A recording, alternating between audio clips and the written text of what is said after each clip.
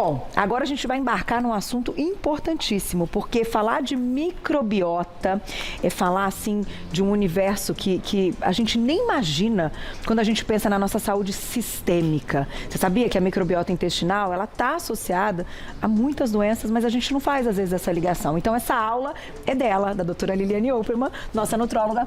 Bem-vinda! Obrigada. Como sempre, grande prazer.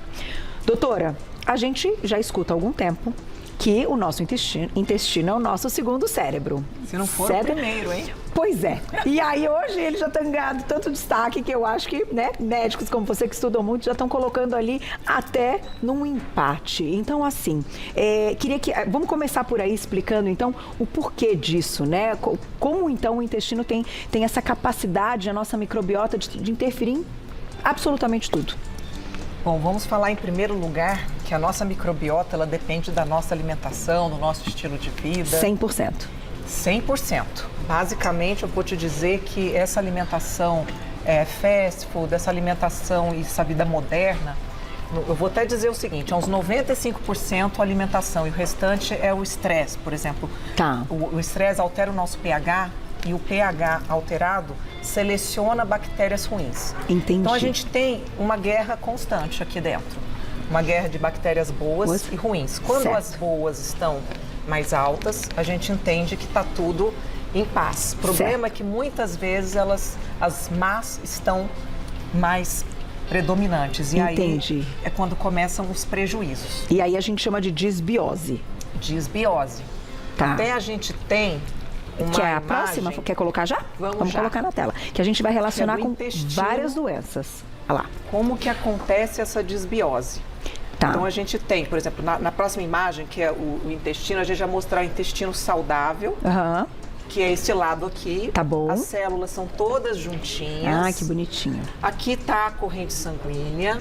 Essa é onde entram os alimentos. Então você imagina que os alimentos em partículas pequenininhas, elas são absorvidas, caem na corrente sanguínea. Tá. E as boas bactérias, estando em mais quantidade, elas harmonizam isso. Porém, se a gente tem uma alimentação muito rica em glúten, que é extremamente inflamatório, principalmente o glúten nosso aqui, Tá. muita gordura saturada, a gente começa a selecionar bactérias ruins. Puxa vida. E elas fazem esses rombos entre as células. Então, essa permeabilidade que antes selecionava só o que era bom para entrar na corrente sanguínea, começa a entrar vírus, bactéria, toxinas, partículas maiores de alimentos que podem soar como uma presença de um corpo estranho, ativando o nosso sistema imunológico. Entendi. Até ser gatilho, então, para doenças autoimunes. Para diversas doenças, porque entendi. aqui a gente está falando de imunidade. O intestino é a nossa primeira barreira. Tá. E o que Hoje- vai fazer com que, então, ele deixe de ser todo juntinho e tenha uma proteção maior é isso que a gente comentou, a alimentação e o estilo de vida. Então, Isso. o estresse muito alto também pode interferir, mas o consumo de alimentos que meio que, enfim, destroem essa proteção. Alimentos e produtos alimentícios e toda a química e parafernália usada nos alimentos, que são substâncias que também alteram. Entendi, Drogas, alguns medicamentos. A gente sabe dessa importância, né? E que como antes de pensar em só remédio, em restaurar tudo isso. Fantástico. Restaurar essa célula. É. Por quê? Porque você tem que interromper esse ciclo de entrada de coisas ruins. Aí do sangue, a gente pode até voltar na imagem anterior, tudo que está no sangue vai para o nosso corpo inteiro Tá. e chega no cérebro. Então, essa conexão, existe uma Bonita essa coisa foto, chamada, né? linda, né? Muito bonito. Chamada barreira hematoencefálica, onde algumas substâncias passam e outras não. Nosso cérebro também seleciona o que entrar. Só que quando essa alimentação é muito ruim e aí inflama tudo, essa inflamação altera até essa barreira hematoencefálica. Entendi. E por isso pode trazer problemas ligados, neurológicos, enfim, ligados à nossa questão cerebral. Sem dúvida. Gente, mas ficou interessante isso, né? Na Maravilhoso. foto, essa ligação, assim, realmente. Doutora, eu não tinha pensado nisso. Então, E tem uma outra imagem, Carol, que é depois daquela, que a gente mostra como que essa inflamação depois da próxima, que é do intestino, Tá. como que essa inflamação leva a diversas doenças. Ah lá. Então aqui a gente está, quem quiser a receita para ficar com a obesidade, quem quer ter a obesidade é só seguir. Seguir passo. esse aqui é o passo, entendi, receita da obesidade. É a receita da obesidade, a pessoa quer E que ter... acaba muitas vezes com a nossa microbiota, que é o que a gente comentou. Eu vou dizer que poderia se chamar receita da inflamação. Então aqui Tá. a pessoa está comendo uma inflamação, que é esse sanduíche, fast food aqui, Aham. né, cheia de gordura saturada. E aí o que acontece? Aqui nesse intestino começa essa inflamação. Lá no cérebro tem as células da micróglia, que é como se fosse essa barreira de proteção. Tá. Quando elas inflamam, elas vão atuar. Esse aqui é o neurônio, é o mais importante, assim, quando a gente pensa em obesidade, em saciedade, é o neurônio POMC, Ah, entendi. que é proópio melanocortina, que ele faz o quê? Ele ajuda na saciedade, ele sinaliza o corpo de que já tem energia suficiente. Entendi. Se ele inflama, a pessoa não tem saciedade. Então ela come, porque esse mecanismo aqui está inflamado. E aí, Nossa. inflamado, não tendo saciedade, ela vai comer mais. Mais. E comendo mais vai gerar essa inflamação. E esse é o ciclo. Doutora. E aí, sabe o que a gente vê? Pessoas que tomam canetas ou fazem métodos que diminuem a ingestão, só que não se preocupam de ingerir as coisas certas. Aí continuam Tá ingerindo. inflamando do mesmo jeito. Tá inflamando do mesmo jeito. E aí, a hora que acabar a caneta, como o mecanismo continua inflamado, vai voltar tudo. Então, quando a gente fala, até na questão da obesidade, doutora, com essa explicação, a gente pode relacionar que muitas vezes ela não vai começar aqui como a gente acha, ela começa no intestino. Começa no intestino. Porque Sabe, é ele gente, que manda o recado, enfim, dessa inflamação. Você imagina o seguinte, a pessoa Nunca fala assim... imaginei isso. Olha, eu tô tomando aquela canetinha, já perdi 10 quilos. Eu falo, o que você come? Ah, não, eu não como nada. Na verdade, de manhã é um café com açúcar, um pão com manteiga, pequenininho, porque antes eu comia dois. E à Às noite vezes eu não almoço, mas à noite é uma pizza. A célula continua inflamada. A hora que acabar, o que a pessoa vai acontecer? Vai querer tudo de novo. Tudo de novo. Então, quando a gente usa um mecanismo, seja uma caneta ou alguma outra alternativa para a pessoa ter mais saciedade, ela tem que aproveitar para mudar os hábitos. Sem dúvida. E isso vai ter relação com a questão, até que a gente está falando das canetas. Poderiam ser outros medicamentos que dão a saciedade. O próprio balão intragástrico, a própria bariátrica. Por isso que a gente vê como tanto reganho de peso. Entendi. Porque a pessoa não está preocupada em mudar essa estrutura, que é a estrutura mantenedora da obesidade. Não é só um aumento de calorias, de consumo calórico. É um aumento de recado o tempo todo de uma inflamação. E você não sabe, tem Gente, bactérias que ajudam. Quer ver aqui pra frente? Vamos. Então você imagina que no nosso intestino a gente tem bactérias que ajudam a prevenir doenças, tratar doenças, e bactérias que podem causar doenças. Inclusive tem bactérias que ajustam o nosso metabolismo para ficar mais lento e para querer mais caloria. Então sabe aquela história que às vezes a pessoa fala, ai, tô com uma vontade de comer um sorvete com calda assim, e aí alguém fala, isso pode ser a sua bactéria.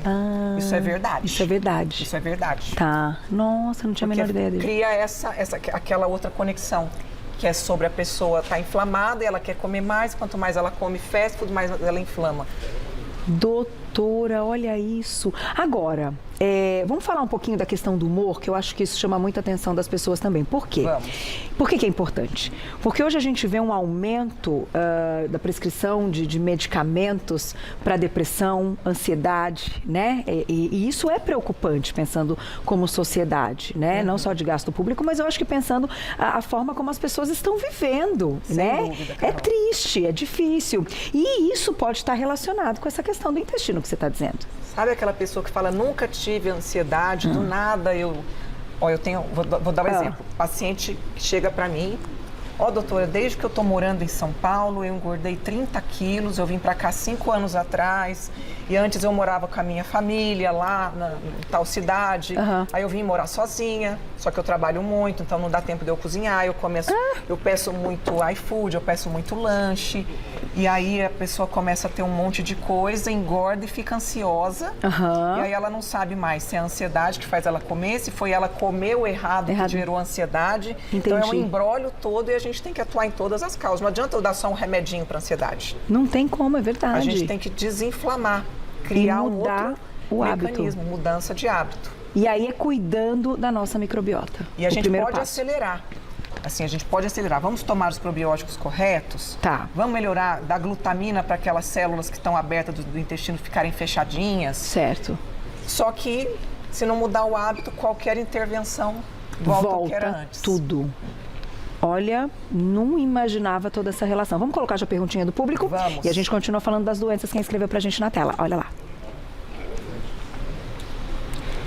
Obrigada, Simone, um beijo. Fazer cocô todos os dias significa que meu intestino está saudável? Não significa. Aliás, essa é uma pergunta muito pertinente, né? É tão importante quanto a frequência de você ir ao banheiro é o formato das fezes. Então tem gente que vai todo dia e faz lá 2 bolotinhas ressecadas. E isso não, mesmo indo todos os dias, isso é uma constipação, porque a gente está tendo ressecamento. Tem gente que vai a cada 2 dias, mas faz as fezes inteiras, que são aquelas bem formadas, não tem fissuras, não é toda embolotadinha. Ah, mas é a cada 2, 3 dias. É normal? É normal. Tá. Então a gente tem que juntar todas essas situações. Certo. Formato, frequência e sintomas. Certo. Então a pessoa vai ao banheiro, mas ela ainda sente que está com uma necessidade de colocar algo a mais para fora, ela não fica satisfeita.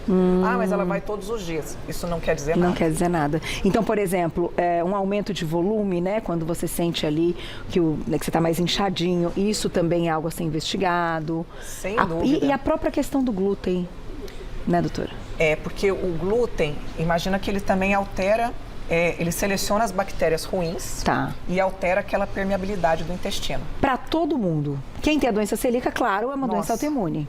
Né? Hoje o Ricardo até está aqui, né, que acompanhou com a gente, que fez a nossa culinária. A gente estava falando sobre isso, mas para quem não tem a doença autoimune, ainda assim... Se ela tiver uma alimentação rica em glúten, esse glúten nosso, né? Não é o glúten do pão da Bíblia de 2000 anos atrás. A gente está falando de um produto que foi modificado, extremamente inflamatório, e isso me faz pensar, né, quando ela comentou que às vezes, é normal todo dia, isso significa que está tudo bem. Tem muita gente que agora está em alta essa questão do lipedema. O lipedema, que também é uma condição inflamatória, também está relacionada com a alteração do intestino. Porque, na verdade, uma vez que entram essas células inflamatórias na corrente sanguínea, elas vão inflamando tudo. Tudo. Do cérebro aos vasos. Tá. E por isso que é importante a gente, em qualquer doença, fazer toda essa correção o quanto antes. Perfeito. Tem mais perguntinha que escreveu pra gente na tela. Olha lá. Obrigada, Érica, um beijo. Fiz mudança radical na alimentação. Tirei glúten, carboidratos ruins, açúcar e dei preferência a fibras, legumes e verduras. Porém, ando constipada. Mudar bruscamente a alimentação pode ter contribuído para isso acontecer? Eu acredito que o que faltou ali, talvez, né? Porque eu acho que é um incentivo bacana você querer mudar, mas eu acho que sempre quando a gente quer fazer uma mudança, é importante um profissional ajudar essa pessoa, porque às vezes ela está fazendo tudo tão certinho que ela exclui totalmente a gordura. A gente precisa... a gordura também participa dessa parte também, né? De gordura. Então, às vezes ela está só nas verduras, nas fibras, excluiu totalmente. O nosso intestino precisa. Por exemplo, a manteiga, ela é rica em ácido butírico, que o butirato é importantíssimo para o nosso intestino. Tem outras fontes também de alimentos, né? Esse butirato, o nosso intestino, as bactérias boas também produzem. Entendi. Olha, não, e até para o próprio peristaltismo.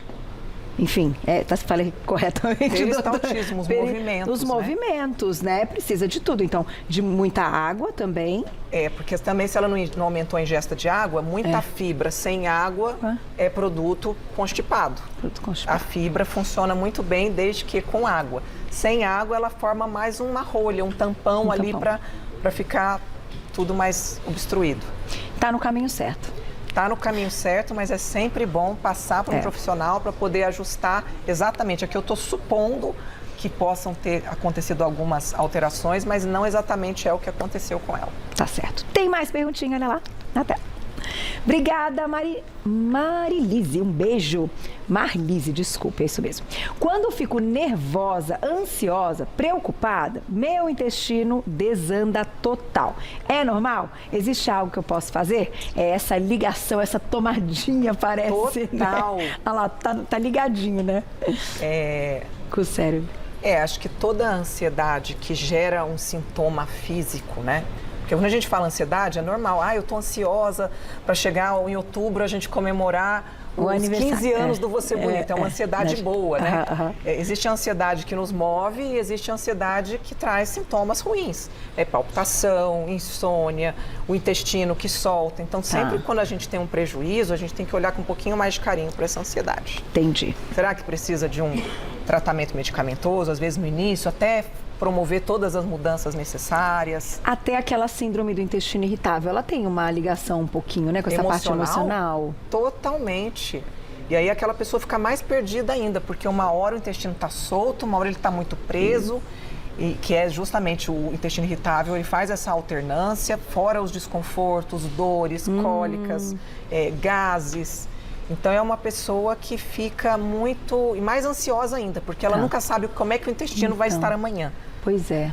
E isso é até desconfortável para o nosso dia a dia, para o ritmo da vida, das coisas que a gente tem que cumprir, a vida, né, social, enfim. É uma questão que, às vezes, acaba deixando a pessoa até mais... mais em casa, mais escondidinha. A pessoa às vezes tem medo de sair. Isso é um problema, gente. Medo de se relacionar. Às vezes a pessoa está no começo de relacionamento, como é que eu vou fazer? E às vezes... posso ter uma diarreia, né? Nesse sentido. E as pessoas que têm isso, elas sofrem muito. Tem que procurar ajuda então, né? Marlise. Tem mais perguntinha, quem escreveu pra gente? Na tela. Gu, querido, um beijo. Existe algum chá com potenciais benefícios para a nossa microbiota intestinal? Há diversos chás. A gente está falando do chá verde, que é clássico, porque quando um alimento ele é rico em antioxidante, ele também tem efeito anti-inflamatório. Tem alguns polifenóis de alguns chás, alguns fitoquímicos que têm esse efeito anti-inflamatório, que é muito bom. A gente acelera a desinflamação, mas a gente corrige? Só o chá corrige? Não, porque o que está causando a inflamação, que é a alimentação, o estilo de vida, se ela não for mudada, vai continuar. Vai continuar. Então a gente está falando também do chá vermelho, que é o mesmo tipo de erva, né, que é a Camellia sinensis, só que num outro estado. Os chás considerados detox, também. Hortelã. A gente está falando do boldo. O boldo é importantíssimo para a digestão. Porque o que acontece? Com o passar do tempo, as nossas enzimas podem ir falhando. E aí você tem uma digestão ruim. O boldo, como ele é digestivo, ele melhora a digestão dos alimentos. E com isso, você tem alimentos mais aproveitados, menos sobrecarga para aquelas células que já estão machucadinhas ali, querendo abrir buraquinhos. Entendi. Olha que bom, doutora. E são coisas simples, né? Fáceis, eu falo que são o boldo simples. É ruim, mas é bom. É ruim, mas... Tem muita coisa que é ruim, mas é bom, né, doutora? E você sabe o que eu estou pensando aqui? A gente tem mais uma última perguntinha do público, mas não posso deixar de perguntar. A questão dos exames relacionados ao nosso intestino. Porque a gente sabe que tem que fazer a colonoscopia a partir de uma certa idade, que é a prevenção realmente, ou que traz ali o resultado para que a gente, caso tenha algo que seja pego o quanto antes. Mas e as outras, né? Como é que a gente rastreia tudo isso? É só com os nossos sintomas? Eu falo que a colonoscopia é o exame que você retira todas as fezes para olhar só o intestino numa visão macro, né? E as fezes, muitas vezes, é o que precisa ser olhado. Entendi. Eu falo que o primeiro exame é você em casa, que quando vai ao banheiro, olha as tuas fezes. Se elas estiver muito líquida ou muito empedrada, esse é o primeiro exame. Olhar para o que fez. Para o que fez, segunda coisa, a gente pode fazer um exame funcional das fezes, para entender o que não está sendo absorvido. Isso a gente traz, assim, bastante ideia de como está esse intestino. E um terceiro, que é o exame da microbiota e até do microbioma, que é a questão genética dessa microbiota, e tudo isso está relacionado com diversas doenças, com diversas condições, e isso dá para a gente um panorama das bactérias que estão em excesso, das que estão faltando. Puxa, através das fezes. Através das fezes. E todo o check-up, né, sanguíneo também, que pode indicar algumas coisas, né, doutor? Com certeza. Uma boa história clínica que ela é superior a tudo. Você entender esse paciente, o que ele sente, o que ele come, como ele vive, como que é o dia a dia.